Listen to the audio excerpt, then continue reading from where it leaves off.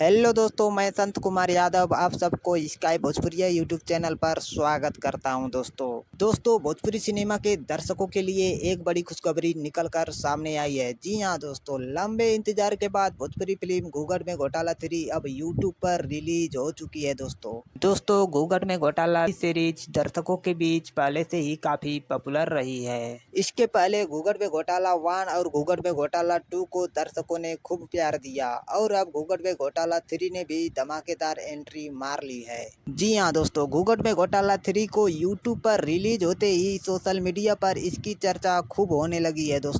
दोस्तों इस फिल्म में आपको मिलेंगे भरपूर एक्शन, कॉमेडी और ड्रामा। भोजपुरी ऑडियंस के लिए ये फिल्म किसी तोहफे से कम नहीं है। दोस्तों स्टार कास्ट की एक्टिंग और कहानी का ट्विस्ट दर्शकों को काफी पसंद आ रहा है। फिल्म के रिलीज होते ही सारे भोजपुरी दर्शक लोग इसे यूट्यूब पर देख रहे हैं। कमेंट बॉक्स में लोग लगातार फिल्म की तारीफ कर रहे हैं। दोस्तों इससे साफ होता है कि इस बार भी घूंघट में घोटाला 3 दर्शकों के दिल जीतने में कामयाब हो रही है। अगर आपने अभी तक ये फिल्म नहीं देखी है तो देर मत कीजिए दोस्तों, जाइए और भोजपुरी की इस सुपर हिट फिल्म का मजा लीजिए दोस्तों।